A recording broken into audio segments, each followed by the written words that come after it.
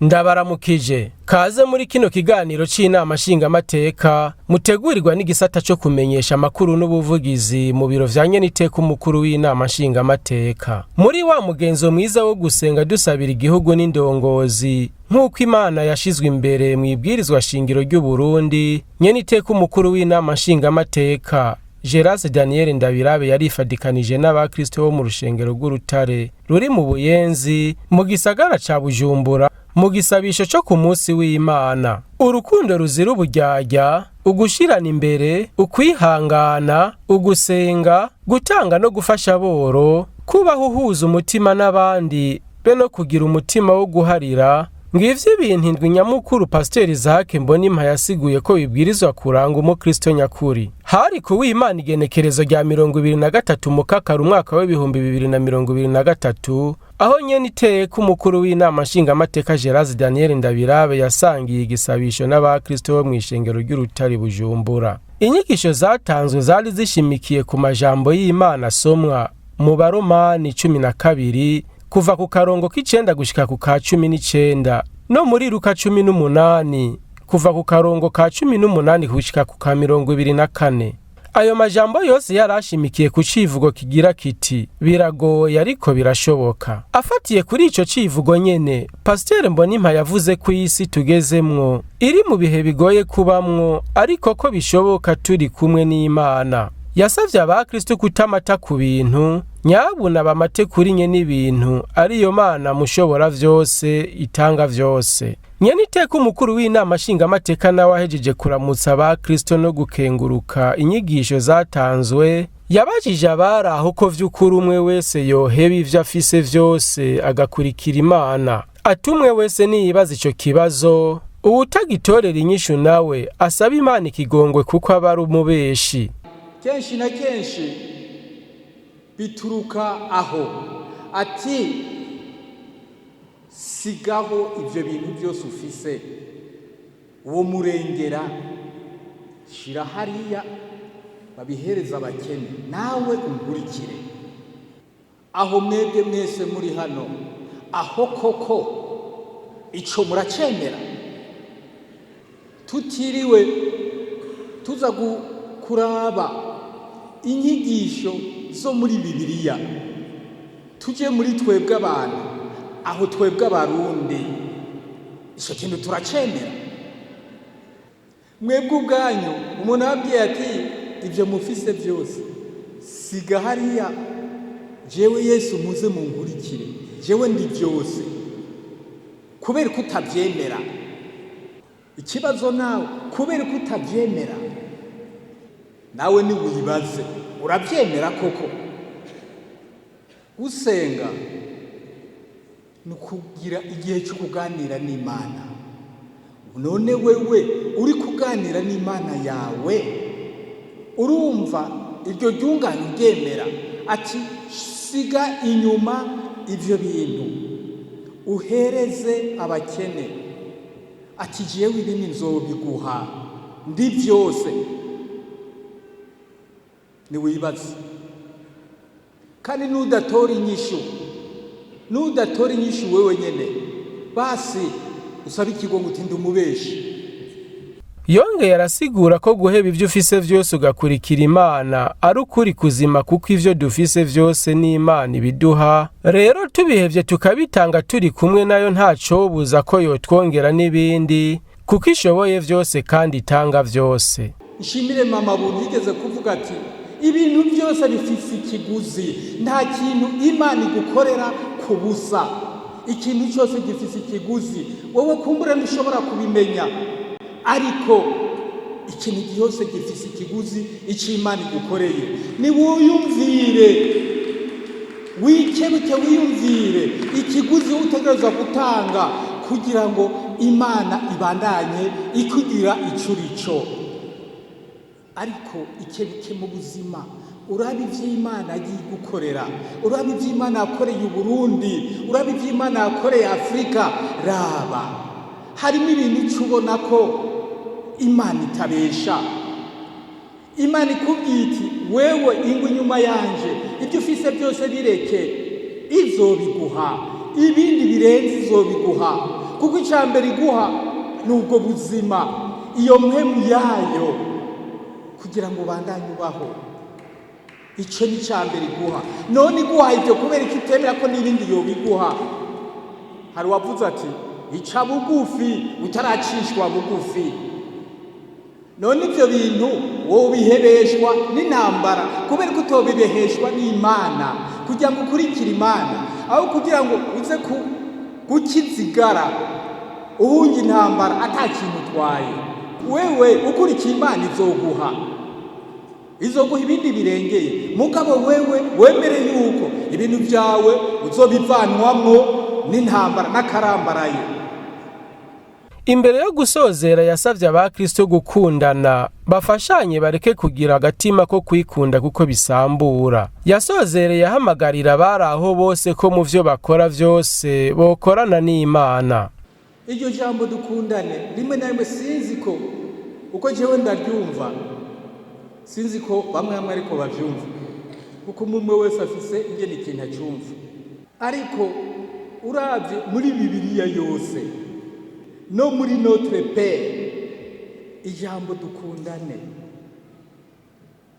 dukundane.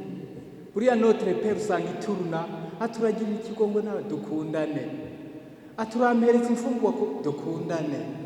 Kuko utakunze mugenzi wawe uba egoiste. L'egoisme, ukwikunda, niyo soko y'amabi yose hano ku isi. Ukwikunda n'Imana yamana nayo yarabiravye iti reka ndababwire ndabasabe bakundane. Ati none nkurikira, reka ivyo bintu nkurikire. None we ntukunze Yesu akubye ngo nkurikira, uramwasa.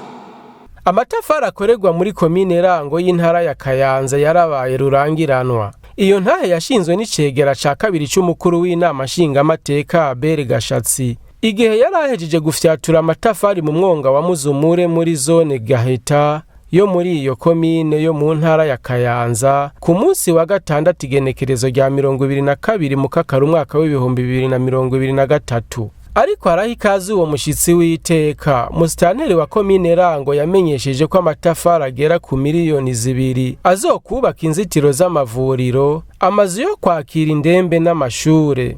Deus babaho kubwayo arashima kandi ko mu makambane y'abateshejwe izabo ababa muri 3 muri ayo bariko barasubira mu zabo ku bwinshi. Umushingamateka Abel Gashatsi mu ijambo ryiwe yibukije ko ivyo bikorwa vy'iterambere rusangi vyaranguwe mu ntumbero yo kwitabira kamo katewe na nyene icubahiro umukuru w'igihugu c'u Burundi, atumirira indongozi kwamana ntaryo ziyegereza bene igihugu. Kubwiwe ngo yakamiye mu coze narijya komine Rangi hano urubibe na komine Mbuye asanzwe avukamwo, bisigura rero ko yisanze.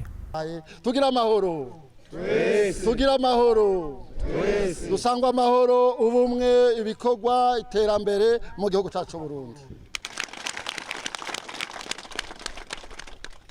Ego kuri no musi uri hejuru mu nshingano ya leta y'u Burundi isanzwe irongowe na nyiricubahiro General Major Evariste Ndayishimiye,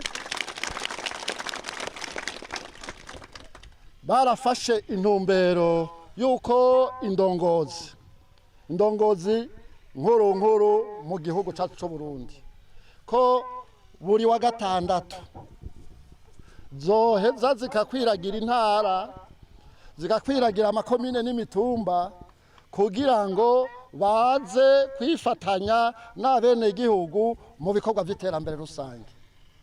Aha rero twaje ngaha tuza turungitswe na Kizigenza umukuru w'igihugu cyacu Burundi kugira ngo twishikire ngaha mwirango ikomine y'intara ya Kayanza, irango ikomine ihana urubibe ni komine mvukamwo ariyo ya Mbuye.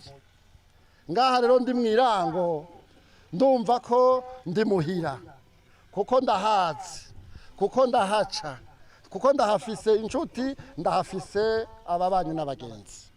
Nico gituma bene igihugu bo mwirango ndabateye intege cyane mpereye ku ndongozi zanyu kuri ibi bikorwa vy'iteka ndanabakeje n'ingene mwitabira ibikorwa vy'iterambere rusange. Mu gushima iyo nshingano izofasha bose, icegera ca kabiri c'umukuru w'inama nshingamateka yarakebuye ko atawo kwigira sindabibazwa. Acatumirira kandi abara kuguma babumbatiye amahoro n'umutekano mu butandukane bwabo bufatiye ku madini, imigambwe canke amoko, naho mu Burundi harangwa imiryango ngo ayo moko akaba yabaye ahubwo imbarutso ku bakoroni mu kujyanisha bonse rimwe. Umushingamateka Abeli Gashatsi yashimikiye kandi ku ndero y'urwaruka ruri mu karuhuko, aho yasavye abavyeyi n'intwaro kubararikira kwijukira ibikorwa vyotunganwa kuri bo, ivyo bita camp de travail mu rurimi rw'igifaransa. Gutyo vyotuma birinda ingeso mbi zabo zo kwirirwa ku marigara, gucika bagatuku nariga ibitoke vyamye canke kunywa ibiyayura umutwe. Ibikorwa vy'iterambere rusange si ibikorwa vya mistanteri, si ibikorwa vya buramatari, ni ibikorwa vy'umwene gihugu wese asanzwe abangaha mw'Irango. Si ibikorwa vy'umugambwe uri ku butegetsi, si ibikorwa vy'umugambwe iprona, si ibikorwa vy'imigambwe, ni ibikorwa vy'abanyagihugu bose. Kuko iki gikorwa muriko murakora, aya matafari muriko murabumba, inshingano yayo twumvise ikizokora bizofasha umwene gihugu wese bataravye amadini n'imigambwe n'amoko, ndetse bizofasha n'abanyamahanga. Nico gituma ari politike nziza, umurundi wese atokwigira sindabibazwa. Mustantera bateye akamo kiretse ugwaye, mwese muhaguruke muze ngaha muri uno mwonga mubumbe ayo matafari kugira ya nshingano y'imiliyoni 2 mwiyemeje mubitunganye n'ingoga, maze mwubaka amashuri, musanura amavuriro, mukore ico cose coha ishusho ryiza ikomine yacu yanyu yaranga. Bene gihugu wo mw'Irango, ibi muriko murakora nuko mufatanye mu nda, ibi muriko murakora nuko ngaha mw'Irango mutekanye. Ibi ni ikintu gihambaye. Iyo haba hadatekanye ntimwari kuza muri uno mwonga kugira ngo mufatane amaboko mubumba ya matafari. Mubandanye rero mubungabunga umutekano, mubandanye mufatana mu nda, cane cane mwebwe mudasangiye imigambwe, mwebwe kumbure mu misi heze baradushiremwo ibintu vy'amoko. Murabizi ko muri kanone karere kacu vyafashe maze abavukana barasubiranamwo, ariko ngira ngo catumye haba ivyo vy'amasite mwavuze. Nagira ndabamenyeshe baba bari muri site, baba abatari muri site, ivyabaye ntivyatuvuyeko, zabaye inyigisho mbi, zabaye abantu baje kuduhenda, baza kuduteranya, badupima ivyo badupima, maze baraduturasubiranamwo. Ubu rero ni igihe ciza, umwizero warabonetse, mubungabungane, mwuzuzanye, mwumve ko igihugu c'u Burundi kigizwe n'abarundi. Igihugu c'u Burundi ntikigizwe n'amoko, kuko imbere yuko umuzungu aza ngaha mu Burundi ivyo vy'amoko ntavyo vyari bihari. Aha hari imiryango, bose bakaba bishikira ibwami bafasha umwami. Nico gituma abari mu masite, abari ku mitumba, mwumve ko musangiye ugupfa no gukira. Igikomeye ngaha mu Burundi si ivyo vy'indyane, igikomeye ni iterambere. Aha mw'Irango mutera imbere, abadandaza bunguka, aborore borore bunguka, abarimyi barime bimbura, kanatsinda harimbuka.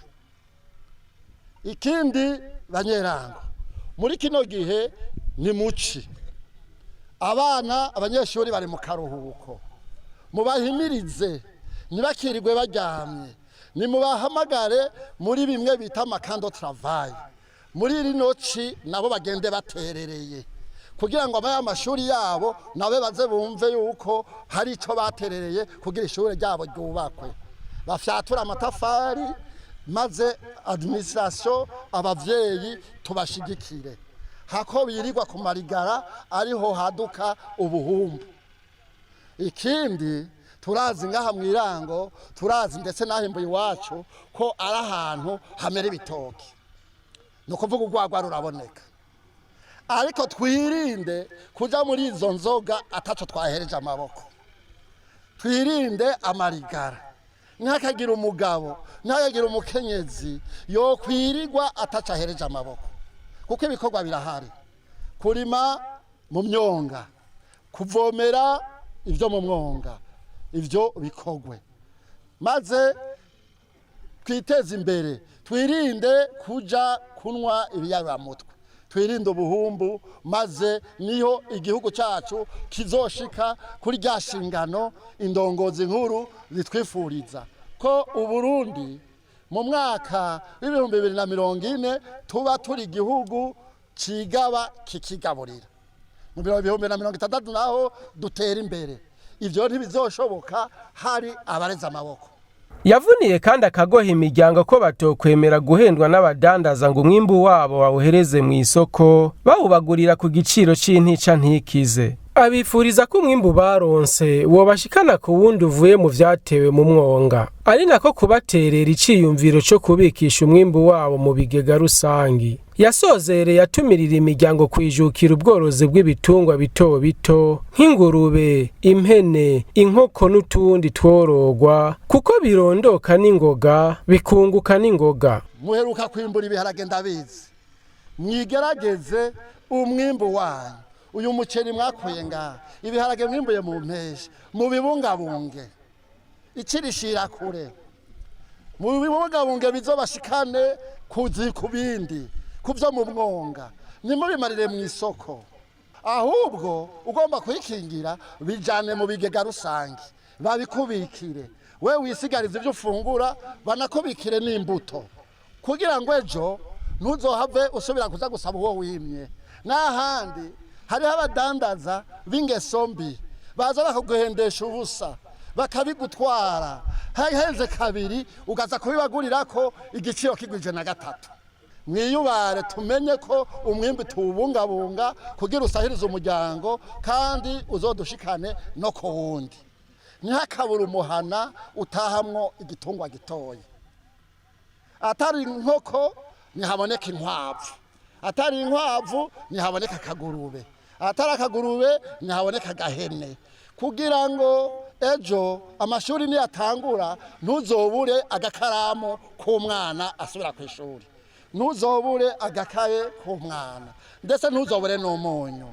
Utwo dutungwa duto duto turasahiriza kandi twunguka n'ingoga kandi tworoshe korora. Mugerageze rero ingurube zirondoka n'ingoga, zikazana amase mukashobora kwimbura. Aha akaba ari naho dusozereye ikiganiro cy'uno munsi. Turabashimiye mwebwe mwese mwagikurikiranye, naho ubutaha.